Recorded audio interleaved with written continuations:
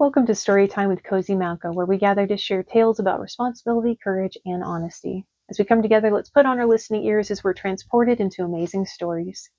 Today, we'll be continuing with our saga of bravery versus injustice as we read about that clever rogue, Robin Hood, and his merry men.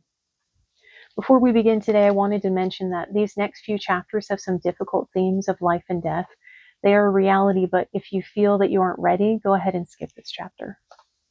So without further ado, let's find a cozy spot, grab a friend, and let's enjoy a great story.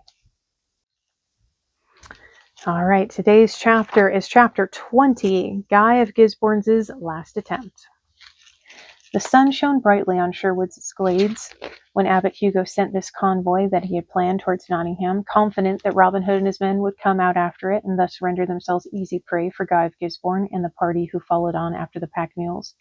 And up to a point, the plan worked well enough, for when the friars with the mules were still 2 miles away from the Nottingham gate, a body of outlaws broke out of the forest shades and surrounded them.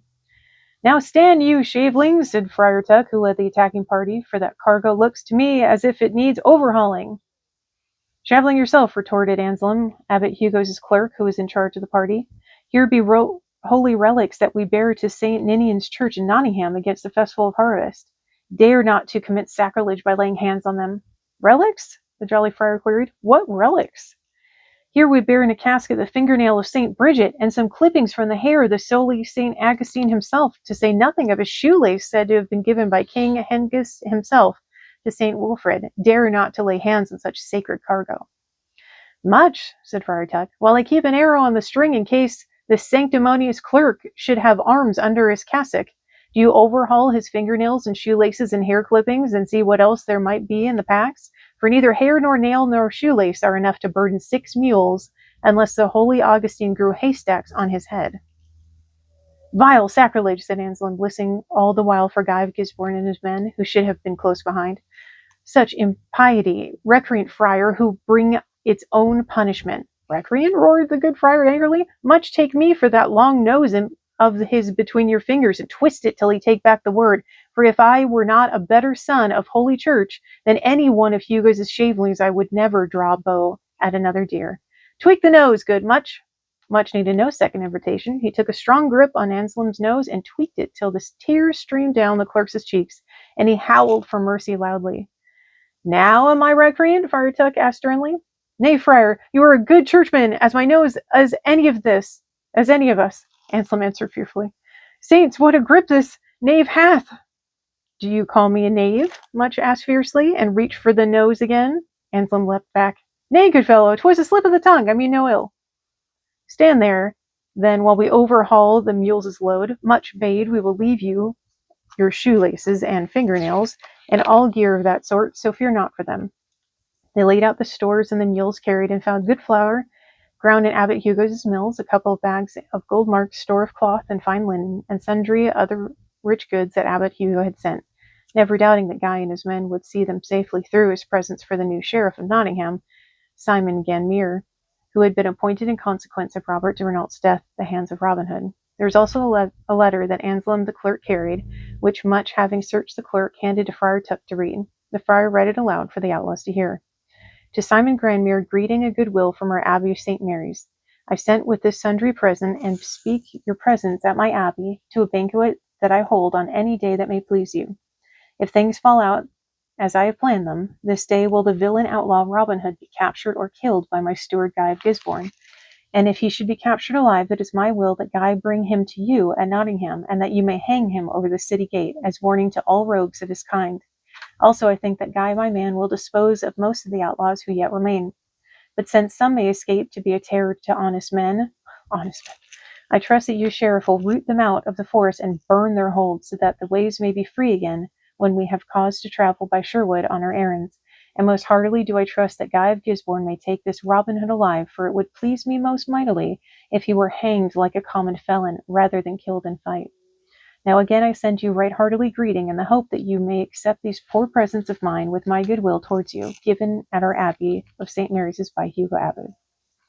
"A right cheerful epistle," said Friar Tuck when he had finished reading, "and I doubt not that it will please our Robin to hear it read again. Put all the goods back on the mules, lads, and trouble not where there is a stray fingernail or shoelace or two over. After this, and we begin bursting with good will, like Abbot Hugo will truss these shaven rascals like chickens, with gags to stop their squealing and place them gently away from the track, lest they should be found too easily while we go and see what our good Robin and the rest of the band are doing.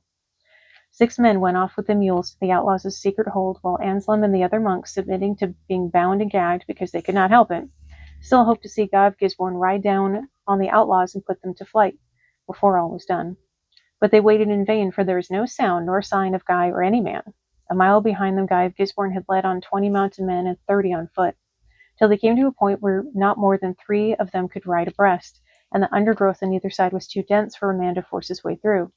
Suddenly, as they rode, a great tree trunk crashed down across the track before them, barring their way, since it was too big for a horse to leap, and as the horses sheeled back in alarm, a second trunk fell with a thud behind, so they were in a sort of pen, horse and foot together. Ahead of them, beyond the foremost fallen trunk, Robin Hood stepped out into view, and a dozen crossbows were instantly leveled at him, but not a bolt was shot. For a flight of great arrows whizzed before the crossbowmen could take aim, and Abbot Hugo was short of a dozen men at that moment. And so for the next man who would shoot, said Robin calmly, as he advanced close to the great log across the way, 'tis a great while since we two have had a word with each other, Guy, and I have a mind to talk with you alone, with a sword or two between us to point our speech. Now Guy, who had counted on outnumbering Robin's men by 2 to 1, saw outlaws swarm out from the 4 steps to watch over their leader, and knew himself and his men outnumbered were already. He had seen how deadly were the arrows of his opponents. I yield me, he said suddenly. You have outwitted me again, and I would not waste the lives of good men any more. Have no fear, Robin assured, for my men can take care of themselves. No good men will suffer, though those Norman hogs behind you may be sorry for themselves if you choose to fight. Robin, cried Firetug from behind, waddling up with a letter he had taken from Anselm in his hand. Hold them yet a minute while I read you this. 'Tis from Abbot Hugo to the new sheriff at Nottingham. He read the letter aloud, translating it to Norman French as he read, so that Guy of Gisborne's men might hear and understand it. Robin and most of his men understood that tongue as well as English, and Robin's face darkened as he heard what Hugo had written. There is a new face on this business, he said, for this talk of a hanging is not to my taste. Guy of Gisborne, you have heard? Aye, I have heard, Guy answered, and stand by it. For my part, I have a mind to end this matter here, Robin said, with deadly calm, for the letter had angered him past bearing. Now do you get down and climb over that log with your sword, leaving your men where they are, for I have no quarrel with them, poor fools. Here you and I will fight it out with these men of mine to see fair play, and so shall we end this long quarrel once and for all. And if I win the fight, what happens to me then? Guy asked. You go back to Abbot Hugo and tell him how you have made an end of me, Robin had answered. And if I will not fight you so, Guy asked again, then in the hearing of your men, I name you coward, unworthy to be followed by the meanest knave that breathes, Robin said fiercely. Twice you have come against me, and twice have I let you go back alive to your master. Now this 3rd time we settle it for all time, Guy. Get down from your horse and come out sword to sword. After one more moment's hesitation, Guy dismounted, handed his horse over to his men, and clambered over the log, after which he drew his sword. Robin, with his men in a ring about him, faced his old enemy. To the death, Guy, he said. To the death, Guy of Gisborne echoed. Then they set to, fighting warily at first, so that the great blades slithered along each other with a grinding noise as they guarded each other's blows and thrusts. And it chanced that Robin trod on a thick twig as he stepped back, so that it rolled underfoot and he slipped a little. The point of Guy's sword just nicked his neck above his doublet, drawing blood. Aha, said Guy, nearly. Nearly, fool, is not quite, Robin responded. Guard there!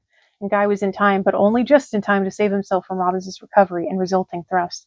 Now they had fought for a good 10 minutes, and both were breathing hard, for the work grew hot and fierce. Presently Robin leapt in the air as Guy tried the old Norse trick of sweeping at his knees, and by that the steward of St. Mary's sealed his own doom, for ere he could get his blade aloft, Robin struck home, and with one great backhand blow laid Guy of Gisborne dead. He stood back. In end, he said, peace to him, though he served a bad master, and himself had no pity on those he ruled. And next, mighty Robin Hood? Friar Tuck asked.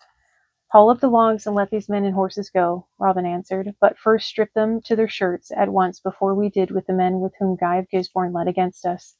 Then let them take him and these others dead back to St. Mary's Abbey, and pin that letter on the abbots on the breast of dead Guy, that he may know how his message hath fared at our hands. Thank you for joining us for Story Time with Cozy Malka. We'd love for you to share with our friends what you've learned from tonight's tale. Join us next time for the continuing adventures and final chapter of Robin Hood.